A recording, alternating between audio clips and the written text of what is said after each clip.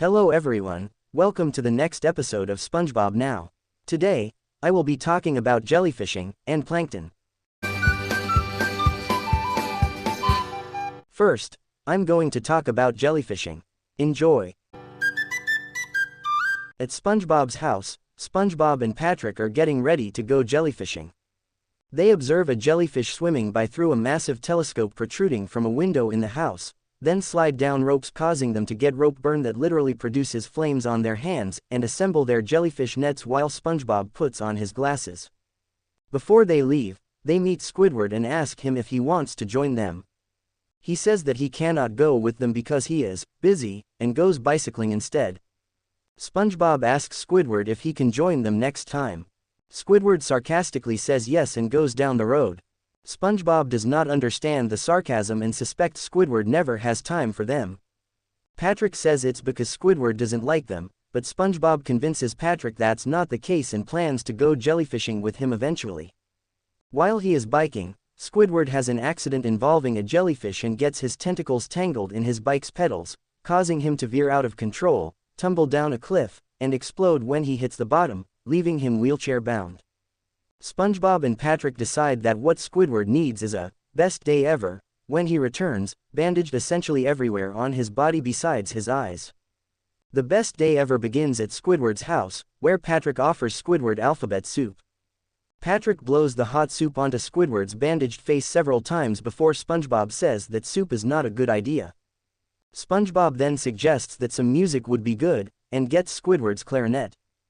He blows a horrible note before realizing that his lips are too dry, and goes through several exaggerated motions of trying to wet his lips.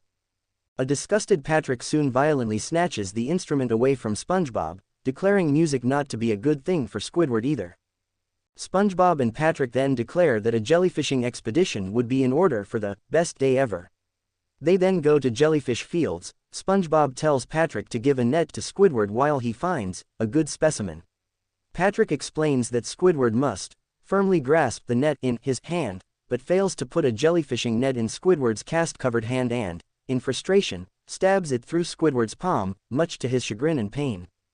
Squidward is not into jellyfishing at first, but when a jellyfish stings him, he wheels after it for revenge.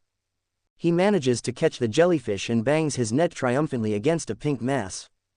While Squidward does this, the pink mass arises to reveal itself as a queen jellyfish who is irritated by the banging.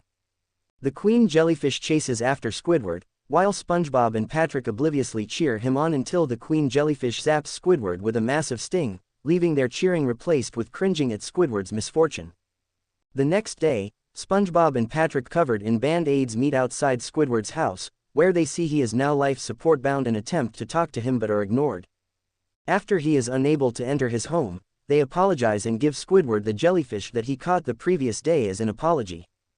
SpongeBob asks Squidward if he still isn't mad at them, but he frees the jellyfish from the jar, causing Patrick and SpongeBob to realize that he is and run off into the distance from the jellyfish while being stung repeatedly.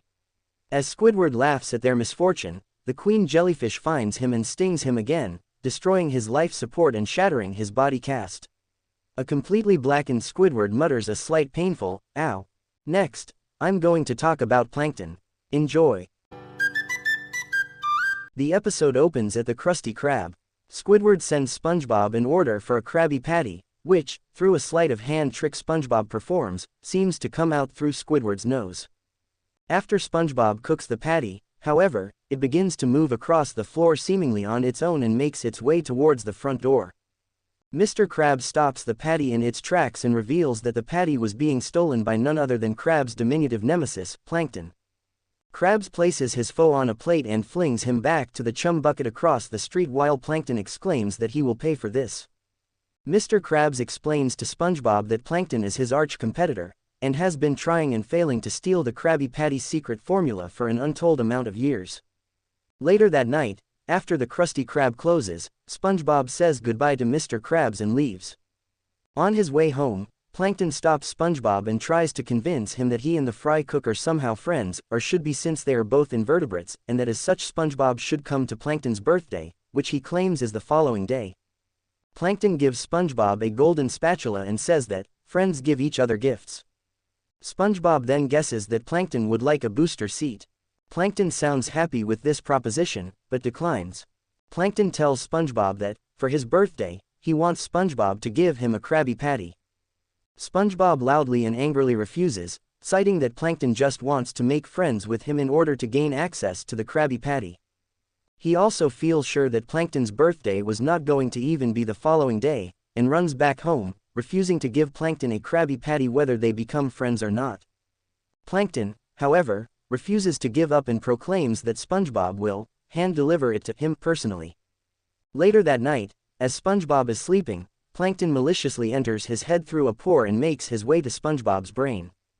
He attaches a mind control device to the brain and hijacks SpongeBob's mind and body, forcing him to walk out of his house and through Squidward's house, where he insults the cephalopod. At this point, SpongeBob realizes that Plankton has hijacked his body and tries to tell him to let him go, but Plankton refuses, laughs sadistically, and makes SpongeBob exit the house, leaving Squidward feeling nauseous by what he just saw. After Plankton forces SpongeBob to pass through Patrick's house and tosses him aside, he then forces the sponge into and out of the Krusty Krab where he steals a Krabby Patty. He brings it to an analyzer inside the chum bucket, which is designed to figure out the ingredients of whatever is dropped into it. As Plankton cruelly gloats over his victory and begins to force SpongeBob to drop the Krabby Patty, SpongeBob sadly laments his failure to protect it, lovingly describing the Krabby Patty's ingredients and succulence. A hungry Plankton leaps out of SpongeBob's head and onto the Krabby Patty, but bounces off of it and falls into the analyzer, thus trapping himself inside his own computer screen. With his mind and body now freed from Plankton's control, SpongeBob happily walks home with the Krabby Patty in hand, ignoring Plankton's angry demands for him to bring it back, his last plea being, "I'll settle for some fries." Ending the episode shortly after. Thanks for watching. Subscribe for more videos. Goodbye everyone.